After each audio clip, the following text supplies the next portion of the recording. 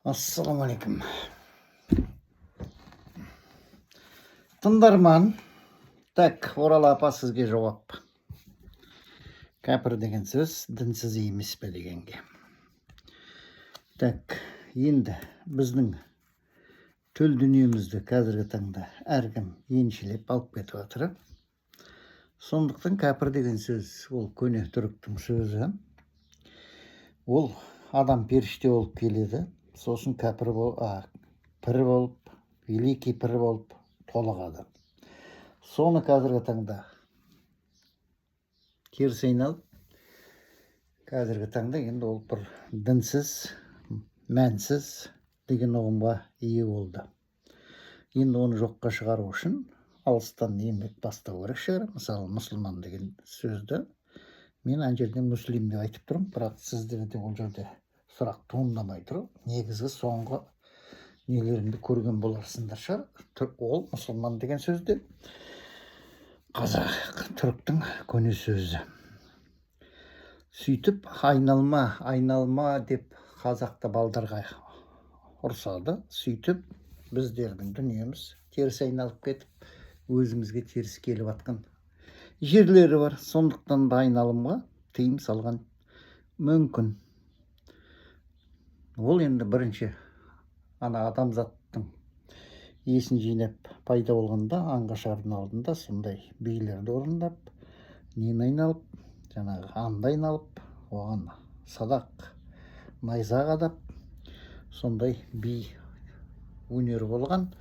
Содан қазақтың жатысында сақталып қалған үлкен ұғымдар болып тұр. Сондықтан қазіргі таңда біз өз дүниелерімізді өзімізге теріс келіп тұрған жағдайлары бар. Енді кәпір деген сөздің қазіргі таңда жақсы емес деген мағынаны беріп кетті. Мұсылман кешегі күнге дейін өзіміздің төл өзіміз ғой, біргеміз ғой, дүниеміз бірге, түсінігіміз бірге деген ұғымда қазіргі таңда бұл бізге теріс дүние болып, және бір қарама қайшы болып тұрған жағдайы бар. Ал оның ар жағында жаңағы екі сатының ар жағында ол мұсылман деген сөзіне беріп мақта, ешкімге қиянат жасамайтын, сондай үлкен ұғымменен табиғаттың заңдылығын сақтап, әр заттың иесіні бар екенін, сол иесінен керек мөлшерде қолданатын заттарын алып, аңға шықса ас жететіндей, бұзылып кетпейтіндей, ешкімге обал жасамайтындай, сондай жағдайда болған. Енді кейде бір құнығып кетіп, жаңағы ескі сүгіреттер бар ғой, баяғы 5-ші класстың историясында ма екен, жаңылыспасам, сонда жаңағы сүгіреттерді көрсетеді, бір неге апаттан құлатып, андайындап атқаны, үркітіп қуып барып. Сол кезде мысалы орынсыз неткеннен кейін, сосын артынан жаңағы азық азайғаннан кейін, апат болғаннан кейін, Құдай ренжіді деген ұғым шығып, сондай түсініктерменен қазақ сол заманнан бастап, әлі есін жинамаған, үстіне киім кимеген, тері жамылмаған күннен бастап, сол бергі күнге дейін сөйтіп келген ұғымдар, түсініктер. Ал сол түсініктердің бәрі қазіргі таңда бірсе былай айналады, бірсе былай айналады. Бірсе сауда алдын көрсетеді, бірсе артын көрсетеді деген сияқты сөйтіп ұғымдар бізде қазіргі таңда айналмалы түрде болып тұр. Ал енді соның бәрін нақтылап келетін жағдайға жеттік десек, оның бәрін түзеп, өз сөзімізді өзімізге алып,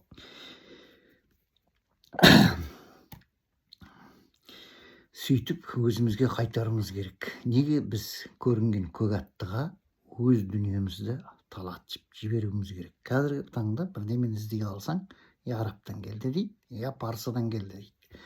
Ал ұғымның бәрі біздің дүниемізде салтымызбенен, дәстүрімізбенен осы күнге дейін келіп жетілген ұғымы бар, түсінігі бар. Соны бірақ біз қолдана алмай тұрып, қазіргі таңда Құраннан әрі кете алмай тұрып, Құраннан әрі кетсек, Библияға барып тірелеміз. Одан әрі кетсек, ана еврейдің дүниесіне барып тірелеміз. Ал оның ар жағында құрбан, садақа, соның бәрі сояқтан бар зат.